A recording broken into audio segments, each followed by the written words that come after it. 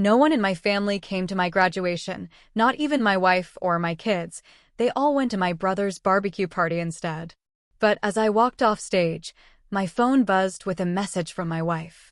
We need to talk urgently. Chapter 1. A lonely round of applause. The auditorium was packed. Proud parents, spouses, children. Everywhere I looked, there were cheers and cameras flashing as names echoed across the stage. Everyone was surrounded by someone. Everyone except me. I stood at the edge of the graduation stage in my navy blue gown, cap in hand, my heart silently breaking beneath my formal smile. I had worked 3 jobs while attending night classes. I had slept barely 4 hours a day for 4 years. This wasn't just a business degree, it was proof that I hadn't given up on myself. I had done this for my family, for my wife, Karen, for my children, Lily and Marcus. They had promised they would be there in the front row holding signs. Karen had laughed it off weeks ago. "We'll scream so loud you'll cry." But now, as I scanned the rows during the ceremony, I realized something with a dull ache in my chest. Not a single seat had been taken by anyone I knew.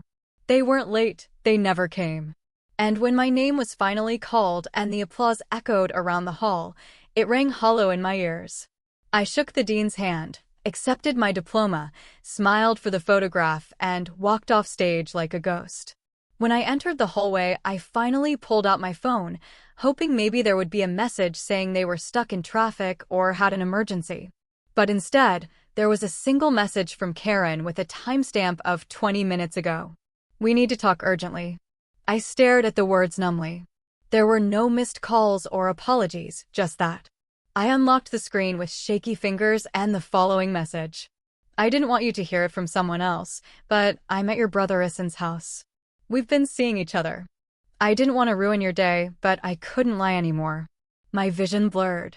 The hallway tilted for a moment. My breath caught in my throat as I leaned against the wall. She'd come to his barbecue, not just instead of my graduation, but because she was with him. My wife, my kids, my whole family chose him.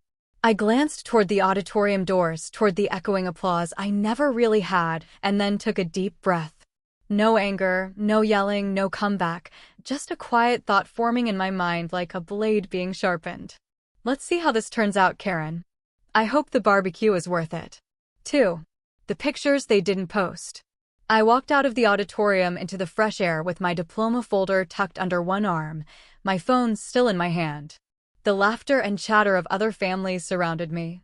Pictures were being taken, hugs were exchanged, tears of joy were shed, and I stood alone on the sidewalk staring at the message again. "I'm at your brother Isen's house. We've been seeing each other. I didn't want to ruin your day. I didn't want to ruin my day." On the day I accomplished something no one believed I could accomplish, she had planned it. Everyone had planned it. I accessed Isen's social media. Her profile was public. "Family barbecue party," the caption read. Backyard photos lit up my screen. Karen flipping burgers.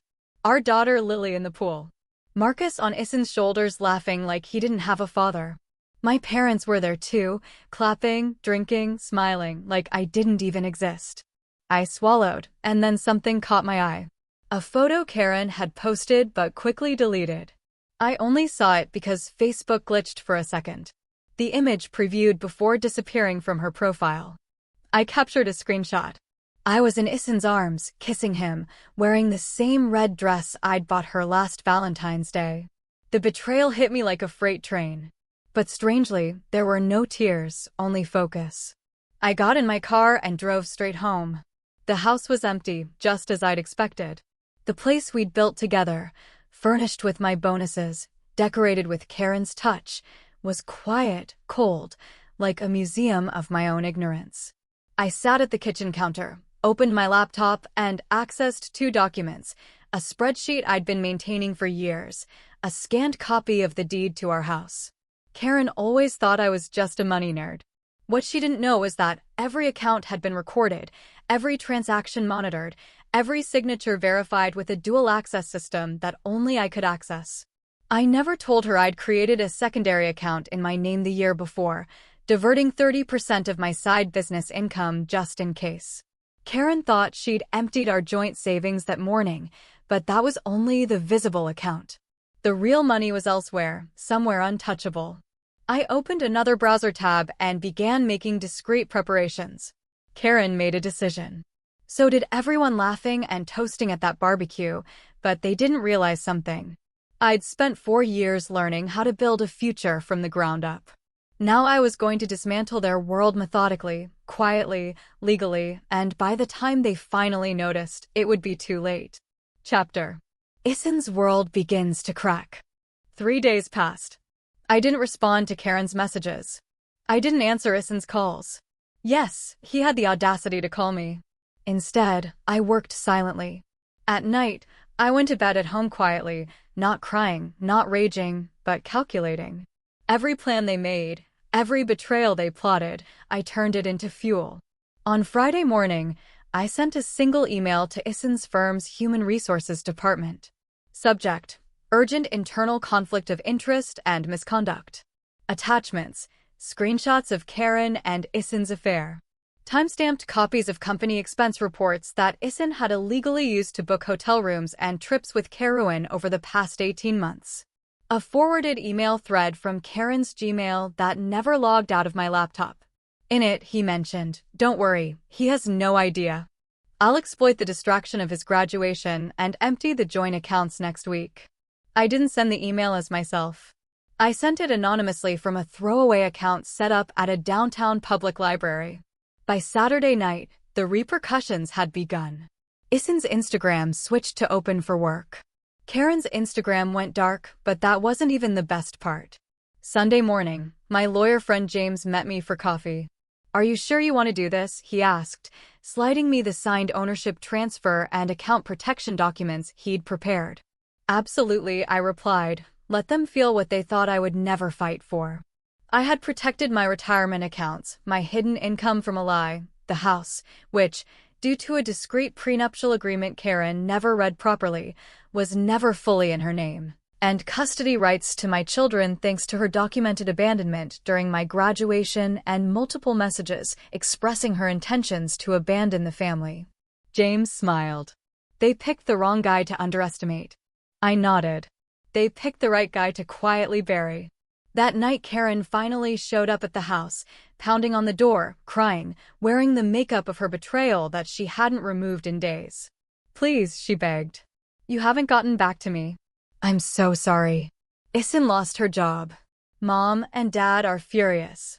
I didn't mean for her to come out like that. I opened the door halfway, enough for her to see my face. "Quiet, not broken, Karen," I said calmly. "This house isn't yours anymore.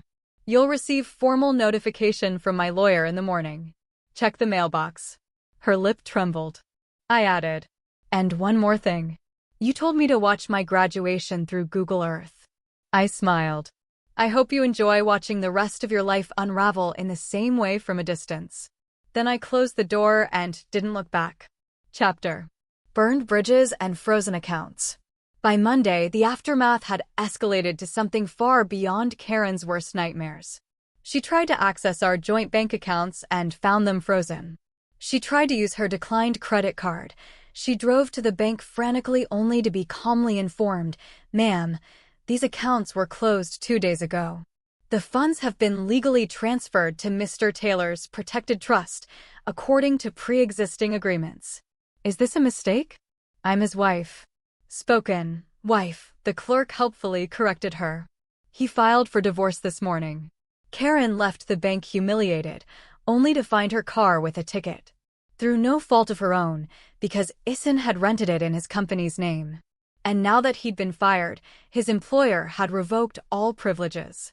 The keys didn't even work anymore. She sat on the curb dialing Isen. He didn't answer because he was too busy being grilled by his company's legal team with internal auditors combing through his emails and expense reports. That night I got a message from a blocked number, a video. It was Karen annoyed in what looked like a motel room. Makeup smeared, voice cracking. "Please, please, can we talk? I made a mistake. I don't even know why I did it. He's not who I thought he was. I just thought you didn't care, but you always did, right? You were always the steady one." I didn't respond. I forwarded it to my lawyer and then, for the first time in weeks, I slept soundly. 2 weeks later, The divorce proceedings were swift and brutal for her. Karen lost all rights to the house, custody of our children due to his documented emotional neglect, any claim on my inheritance thanks to bulletproof legal preparation, and was under investigation for embezzlement. Her lavish lifestyle was gone. Her alpha status was mocked in her industry, and Karen moved in with her mother. The same woman who once told me I was lucky to marry her daughter. I received one last letter in the mail, handwritten by Karen. It ended with, "I never thought you'd be capable of this kind of revenge. You were always the quiet one." I smiled. She finally got it. Quiet doesn't mean weak. Quiet means watching, preparing, and striking when it counts. Epilogue. The graduation photo that went viral. 6 months later. I stood in the auditorium lobby dressed in a custom-made dark suit, shaking hands with the college dean as I was presented with a gold plaque. Outstanding Non-Traditional Graduate of the Year, Jonathan Taylor. Behind me, a reporter from the local news station was waiting to interview me. Not just because I graduated at the top of my class at 42, but because my story had gone viral. How someone had captured a photo of me walking across the stage, alone, clutching my diploma without family members, cheering. Then they included a second photo of me the next day next to a charity sign that read Supporting Forgotten Fathers, a foundation for men who raise others, but are left behind. The story of the silent father abandoned on graduation day, who later exposed his wife's affair, won full custody of his children, and started a nonprofit to support other men in similar situations. It had touched hearts across the country. Karen tried to spin the story online, but screenshots of his message, "We need to talk urgently." We were already trending. He was out of work, facing multiple lawsuits. His LinkedIn bio now read, "I open up opportunities. My children are back in my life, not because I forced them, but because they saw the truth unfold over time. I didn't poison their minds. I let reality do the work. And as for me, I never meant for revenge to be loud. I never wanted to destroy anyone. I just wanted peace. But when your peace is stolen, sometimes justice wears the face of silent, calculated patience."